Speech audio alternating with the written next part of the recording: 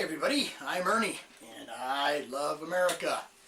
We got another liberal hero today, but first of all, I want to tell you about something that PETA is up to. The People for the Ethical Treatment of Animals. They are trying to lobby now for a gas tax on farm animals. So if your cow farts, it's going to cost you some money. It sounds like Big Brother is on his way. I can't wait till January 20th when all of this kind of stuff comes into effect, because you know the Obama people are in the hands of PETA and people like PETA. Okay, here is another wonderful liberal hero, by the way, who is not Rom Imanual. His name is Ron Karenga. Ron Karenga was born July 14th, 1941. He's also known as Ron Everett. A lot of these people change their name to protect the innocent. Ron Everett is an African-American author and Marxist political activist. Marxist political activists. Best known as the founder of what we're celebrating now in the black community as Kwanzaa. A week-long celebration first observed in California. Can you imagine something like that starting in California? From December 26th to January 1st, somewhere in that area. Kwanzaa is sometimes referred to by the title Maulana, which means master teacher in Swahili and Arabic. Karenga created the United Slaves, a black nationalist organization, in 1965, and in 1971 was convicted of felony assault of two of the group's female members, for which he spent time in prison. I don't think Santa Claus or Jesus Christ spent too much time in prison, except for Jesus on that last day or two. Anyway, after his release in 1975, he resumed his academic studies, later becoming chairman of the Black Studies Department at California State University, Long Beach. Can you imagine things like this happening in California? A position he held from 1989 to 2002. He is also known for having co-hosted in 1984 a conference that gave rise to the Association for the Study of Classical African Civilizations, and in 1995 he sat on the organizing committee and authored the mission statement for the Million Man March. He is the director of the Kawaida Institute for Pan-African Studies and the author of several books, including his Introduction to Black Studies, a comprehensive Black Studies textbook, now in its third edition. Karenga was born on a poultry farm in Parsonsburg, Maryland, the 14th child of a Baptist minister. He moved to California in the late 1950s to attend Los Angeles City College, where he became the first African-American president of the student body. He was admitted to University of California, Los Angeles, UCLA, as part of a federal program for students who had dropped out of high school. There's another federal program. And received his master's degree in political science and African studies. Karenga holds 2 doctoral degrees, a PhD. He was awarded the first in 1976 from the United States International University, all known as Alliant International University, for a 170-page dissertation entitled Afro-American Nationalism, which is what we're getting into now, folks. Nationalism. Social strategy and struggle for community. Do all these things sound familiar to you? Later in his career, in 1994, he was awarded a second PhD from the University of Southern California for an 803-page dissertation called MAAT, M-A-A-T, The Moral Ideal in Ancient Egypt, a study in classical African ethics. At the beginning of the 1960s, Karenga met Malcolm X and began to embrace black nationalism. Following the Watts riots in 1965, he interrupted his doctoral studies at UCLA and joined the Black Power movement.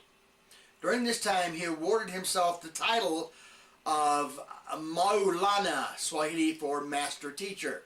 he formed United Slaves, later called the U.S. Organization, an outspoken black nationalist group that some allege was encouraged by the FBI in order to counter the Black Panthers.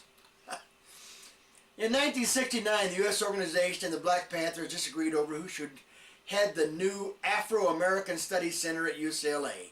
According to an LA Times article, Karenga and his supporters backed one candidate and the Panthers the other. The Black Student Union set up a coalition to try to bring peace between the two groups, which ended when U.S. members George P. and Larry Joseph Steiner shot dead two members of the Black Panthers, John Jerome Huggins and Al Prentice Bunchy Carter. The killing was dismissed by UCLA Chancellor Charles E. Young as an unrelated incident. In 1971, Karenga, Lewis Smith, and Louis Maria Tamayo were convicted of felony assault and false imprisonment for assaulting and torturing two women from the United Slaves, one Deborah Jones and Gail Davis. A May 14, 1971 article in the LA Times described the testimony as one of the women, Deborah Jones, who was once given the Swahili title of an African queen, said she and Gail Davis were whipped with an electrical cord and beaten with karate batons after being ordered to remove their clothes. She testified that a hot soldering iron was placed in Miss Davis's mouth and placed against Miss Davis's face, and that one of her own big toes was tightened in a vise. Karenga, head of U.S., also put detergent and running hoses in their mouths, she said, so they were hit on the heads with toasters. Also hit on the heads with toasters. At Karenga's trial, the question arose as to Karenga's sanity. It is theorized that Karenga may have had a mental breakdown due to the stress of dealing with the violence and murder surrounding his United Slaves organizations and the Black Panther Party. His behavior became bizarre, to say the least. And at his trial, a psychiatrist report stated the following. This is the man who started Kwanzaa. This man now represents a picture which can be considered both paranoid and schizophrenic, with hallucinations and illusions, inappropriate affect, disorganization, and impaired contact with the environment. In 1975, Karenga was released from the California State Prison with his newly adopted views on Marxism and reestablished the U.S. organization under a new structure. 1 year later, he was awarded his first, I'm going to believe all this, doctorate in 1977. He formulated a set of principles called Kawaida, a Swahili term for tradition and reason. Kwanzaa is an adjunct of Kawaida. Karenga called on African Americans to adopt his secular humanism and reject other practices as mythical. Central to Karenga's doctrine are the Nguzo Saba, the 7 principles of blackness, which are reinforced during the 7 days of Kwanzaa. Sounds like a coming together, doesn't it? It's like we're really trying to get people back together. Anyway, it's called Umoja, which is to strive for and maintain unity in the family, community, nation, and race. You can look these up if you want to. In 2005, Malan Karenga starred alongside other African American scholars and other Africans in the award-winning film 500 Years Later, directed by Owen Alik Shahada. Sounds like a lot of really strange connections there, but I just wanted you to know about this liberal Marxist nationalist who started Kwanzaa. And of course, I'm sure there's no nationalist talk or Marxist talk when you get together for the little Kwanzaa celebrations or the 7 days of Kwanzaa or whatever they call it. Anyway, I just want to let you know about one more liberal hero. I've got so many more that I could do this for the rest of my life probably. I may well do it. It seems like fun to point some of these people out. Anyway, I want to thank you all for watching and listening and for tuning into my channel. Once again, I want to wish a belated Merry Christmas and a Happy New Year to all our servicemen, to all our policemen and our emergency personnel, to all the boys and girls and men and women who are in harm's way saving this country and keeping us free as I speak. Once again, Merry Christmas, Happy New Year. God bless the United States of America. Thank you.